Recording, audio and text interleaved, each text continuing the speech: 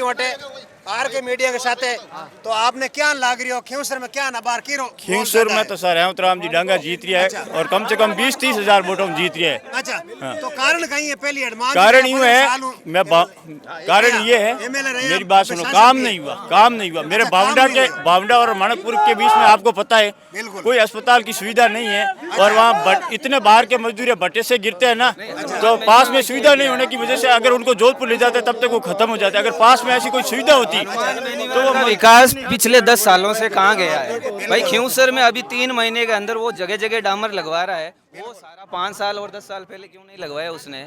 इन दोनों भाइयों ने धरातल पे आकर के क्या विकास किया। अबे हमें बताइए अगर इसको हकीकत होती तो ये अपने गांव में ठाकुर जी महाराज का मंदिर गिरा करके और वहाँ लोगों को जेब बुलवा रहा है तो ये हकीकत ये जातिवाद क्यों फैला रहा है। सबसे बड़ा इसका है कि इसने आज तक फैलाया हुआ है जहर और जातिवाद। और सबसे अगर बात जातिवादी कहते हैं तो इसने जाट कम्युनिटी को है ना इस स्तर तक गिरा दिया है।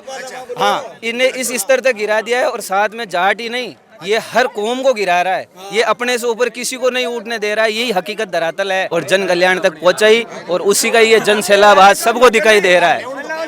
हाँ, अगर हनुमान जी बेनीवाल इतने ही कुछ होते थे तो आज जहाँ तक पहुँचे थे वो कौन से सिंबल के आधार पे पहुँचे थे ये सब पब्लिक जानती है।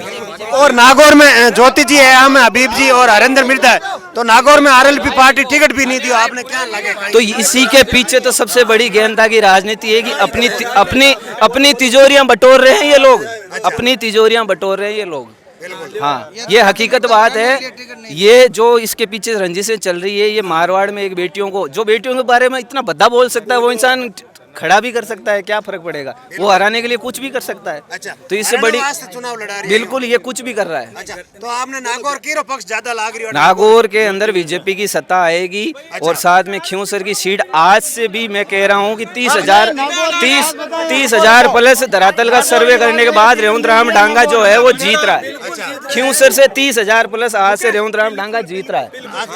ये हकीकत बात है। दिनेश डांगा साहब जीत लो। पता है आपको कि बावंडा और मानकपुर के अंदर बावंडा और मानकपुर के बीच में कोई अस्पताल की सुविधा नहीं। आपको भी पता है इतने भट्टे बाहर के मजदूर हैं और जब दुर्घटना होती है तो पास में कोई सुविधा नहीं होने की वजह से जोधपुर लेके जाते हैं तब तक वो खत्म हो जाता है। और आपने बावंडा की गलियों की हालत देखी होगी और सड़कों की हालत देखी होगी। विकास है तो ये रोड पे गड्ढे क्यों है, विकास है तो अस्पताल के अंदर लवार। तो आपने लागे कि अगर भारतीय जनता पार्टी रेवंत राम जी डांगा जीते रहा आप रे जको गांव गरीब और किसान ढाणी ताई आपने विकास हुए आपने क्या लाग रही हो। बिल्कुल सीधा आदमी है और सबर बीच में रहने वाला और लाडला 30 वर्षों में जड़ों भी ने तो बीजेपी की सरकार बन रही है। परसेंट बहुमत तू बीजेपी की सरकार बन रही है। और मैं आपने लिखन दे दूं इस टाइम आता है कि रेवंत राम जी डांगा 30,000 लीड लेन जीत रही है और कड़ी जोड़ोला राजस्थान में भाजपा की सरकार बन रही है और तो भी भाजपा विधायक बनेला तो विकास होगा। भाजपा में आपने कितनी सीटें लाग रही है? 130 प्लस है, देख लेना आप। रेवंत राम डांगा खींवसर में एक ही